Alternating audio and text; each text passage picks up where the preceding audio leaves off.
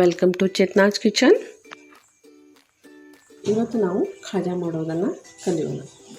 ಅಂಗಡಿಗಳಲ್ಲಿ ಖಾಜಾನ ನೀವು ತಿಂದಿರ್ತೀವಿ, ಆದರೆ ಅದು ಎಷ್ಟು ಹೈಜಿನಿಕ್ ಆಗಿರುತ್ತೆ ಅಂತ ಯಾರಿಗೂ ಗೊತ್ತಿಲ್ಲ, ಮತ್ತು ಎಷ್ಟು ದಿನ ಸ್ಟಾಕ್ ಇರುತ್ತೆ ಅಂತಲೂ ಗೊತ್ತಿಲ್ಲ. ಅದಕ್ಕೋಸ್ಕರ ಮನೆಯಲ್ಲಿ ಈಸಿಯಾಗಿ ಖಾಜಾನ ಮಾಡಲು ಕಲಿಯೋಣ. ಕ್ರಿಸ್ಪಿ ಆದಂತಹ ಖಾಜಾ ಮಾಡಲು ಕಲಿಯೋಣ. ಬೇಕಾಗುವಂಥ ಸಾಮಗ್ರಿಗಳು: ಮೈದಾ ಹಿಟ್ಟು, ತುಪ್ಪ, ಅಕ್ಕಿ ಹಿಟ್ಟು, ಏಲಕ್ಕಿ ಹಾಗೂ ಸಕ್ಕರೆ. ಈಗ ಮೈದಾ ಹಿಟ್ಟನ್ನು ತೆಗೆದುಕೊಂಡು ಅದಕ್ಕೆ ಚಿಟಿಕೆ ಉಪ್ಪು ಬೆರೆಸಿಕೊಳ್ಳೋಣ ಮತ್ತು ತುಪ್ಪ ಹಾಕಿ ಚೆನ್ನಾಗಿ ಕಲಿಸಿಕೊಳ್ಳೋಣ. ತುಪ್ಪ ಹಾಗೂ ಹಿಟ್ಟು ಚೆನ್ನಾಗಿ ಹೊಂದಿಕೊಳ್ಳಲಿ. ನಂತರ ಇದಕ್ಕೆ ಹಾಲು ಬೆರೆಸಿ ಗಟ್ಟಿಯಾಗಿ ನಾದಿಕೊಳ್ಳೋಣ.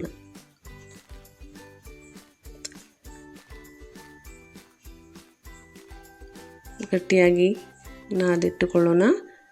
ಈಗ ಮುಚ್ಚಿ ಒಂದು 10 ನಿಮಿಷದವರೆಗೆ ಇಡೋಣ. ಬಾಣಲೆಗೆ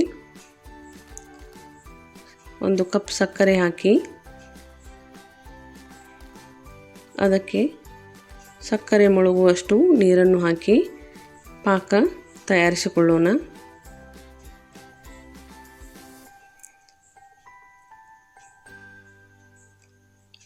ಒಂದು ಎಳೆ ಪಾಕು ಬರಲಿ. ಒಂದು ಎಳೆ ಪಾಕ ಬಂದಾಗಿದೆ. ಈಗ ಇದನ್ನು ಇಳಿಸಿಕೊಳ್ಳೋಣ. ಇದಕ್ಕೆ ಏಲಕ್ಕಿ ಪುಡಿ ಹಾಕಿಕೊಳ್ಳೋಣ. ನಂತರ ನಾದಿಟ್ಟುಕೊಂಡಂಥ ಹಿಟ್ಟನ್ನು ನಿಂಬೆ ಗಾತ್ರದ ಉಳ್ಳಿಗಳನ್ನಾಗಿ ಮಾಡಿಕೊಂಡು ನಿಂಬೆ ಗಾತ್ರದಷ್ಟು ಉಳ್ಳಿಗಳನ್ನು ಮಾಡಿಟ್ಟುಕೊಳ್ಳೋಣ.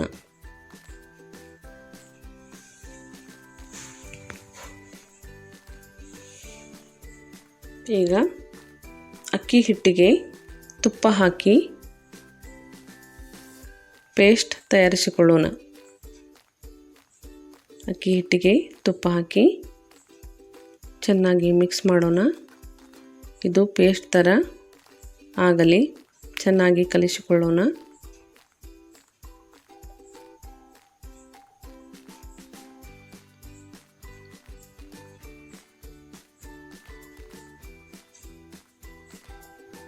ಈಗ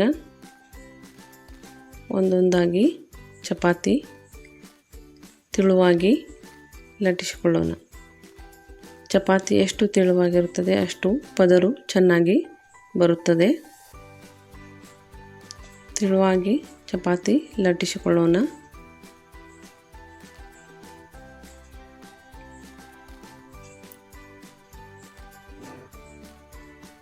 ಲಟ್ಟಿಸಿ ಇಟ್ಟುಕೊಂಡಂಥ ಚಪಾತಿಗಳ ಮೇಲೆ ಈಗ ಅಕ್ಕಿ ಹಿಟ್ಟಿನ ಮಿಶ್ರಣವನ್ನು ಹಚ್ಚಿ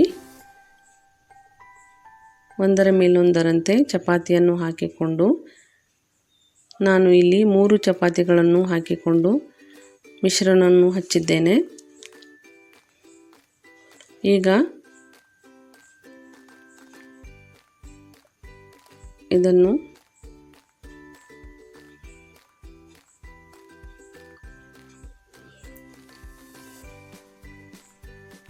ಸುತ್ತಿಕೊಳ್ಳೋಣ. ಸುತ್ತಿ ಇಟ್ಟುಕೊಂಡಂಥ ಚಪಾತಿಯನ್ನು ಕಟ್ಟು ಮಾಡಿ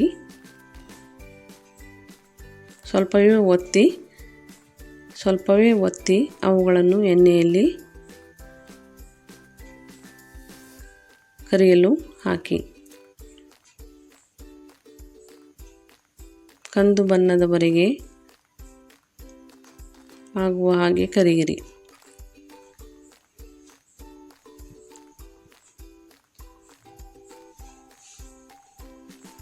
ಈಗ ಇವುಗಳನ್ನು ಪಾಕದಲ್ಲಿ ಹಾಕಿ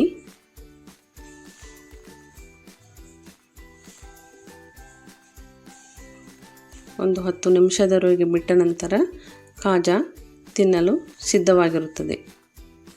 thank you for watching. Like, share ಮತ್ತು ಸಬ್ಸ್ಕ್ರೈಬ್ ಮಾಡಿ.